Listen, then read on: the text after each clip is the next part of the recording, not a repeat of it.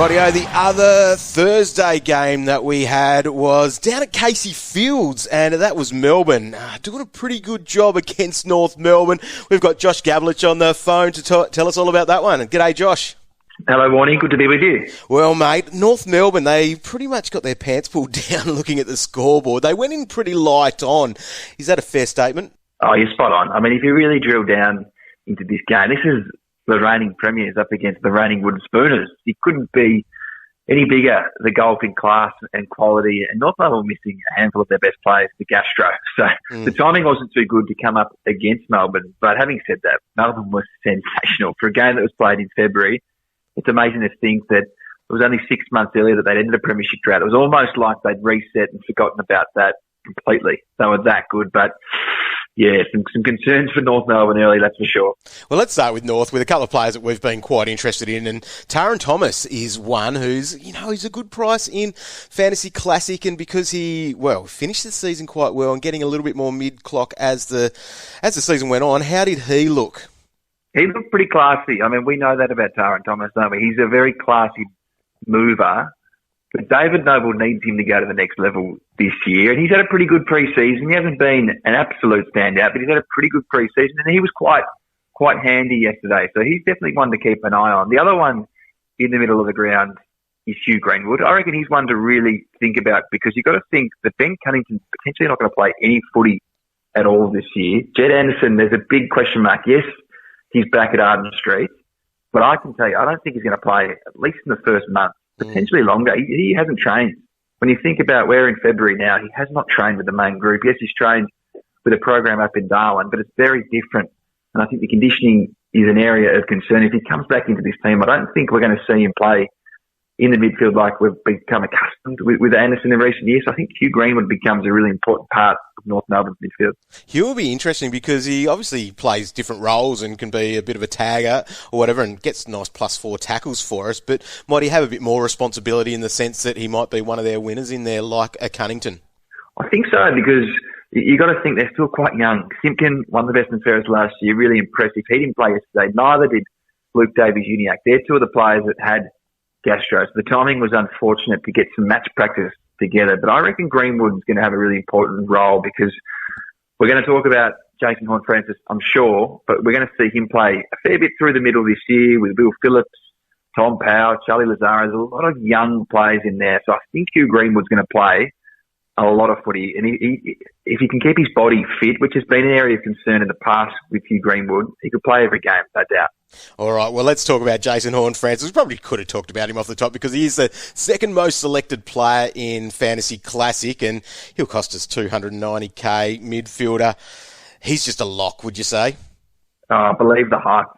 It took him a little bit of time to warm into Thursday's game, but his third quarter, he was almost best on ground. And when you think about the players he was playing against, it was quite astonishing. It really was. He compared to some of the Victorian players that we're going to talk about throughout the pre-season with, the Josh Dacos's, he's played senior footy already. He played a lot of football last year in the Sandford, played in that preliminary final, really dominant display. He looks ready to go, and his third quarter was really, really impressive. So I look forward to seeing him back it up in the Amy game next weekend, but Jason Horne-Francis looks like the real deal. So I guess for him, the role, it'll be a bit of a mix between being a half forward and in the midfield?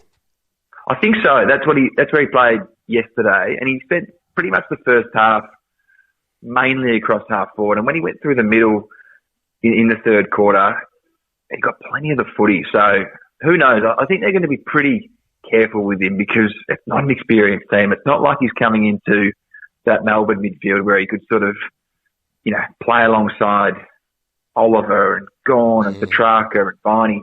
He's not going to get the same level of protection, especially without Cunnington there. So I think they'll be careful with him. He's an 18-year-old. We can't forget that. But I think he's going to play some seriously good football this year.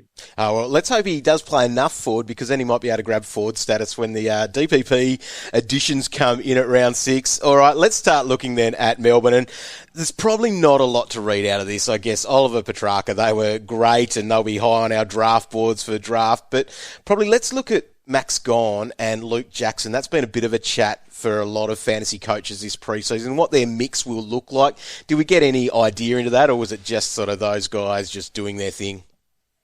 Slightly hard to get a real proper read on this one. They're obviously both going to play in the same team. There's no doubt about that. We saw how successful they were in the grand final and throughout, really all of 2021. Max Gawn went head-to-head with Todd Goldstein yesterday, who, I have to say, Todd Goldstein was quite impressive. We're going to talk about Rucks, but I'd keep an eye on him. It's been the talk out of Hutton Street this summer has been around Tristan Xerri, and can he come and steal that spot? I'll tell you what, Todd Goldstein. I can't see that becoming an issue unless Goldie gets injured. But speaking about Max Gawn, he was impressive yesterday. He really was. Look, Melbourne were incredible when we really think about how well they played in a game in February, which means absolutely nothing. But Max Gawn spent a fair bit of time behind the ball like he did last year as well in general play. So he's going to slot back into that role and take those marks like he did. So he's going to be a really dependable player, I think, again. And he's got 5 All-Australians. Hard to see someone coming along and taking it on. We saw Darcy do it last year and really step up, but Max Gawn still looks like the number one ruckman in the competition right now. Yeah, I've been a little bit guilty of thinking there could be a little bit of fantasy regression of him because of Luke Jackson getting maybe a bit more clock in the ruck position, but I think he can score wherever he is. If he's playing behind the ball, he's then getting the opportunity to take those marks, and it's not just about hit-outs for him, so I think he's still a massive winner for your side if you wanted to start with him, and definitely, it's him or Grundy, I reckon, as your best ruck in the competition for fantasy. But on Goldie then, so what does their ruck setup look like, do you reckon, for North Melbourne? Like, who's that second one? Will Cherry play, or will, Coleman Jones be the guy that chops out a little bit there?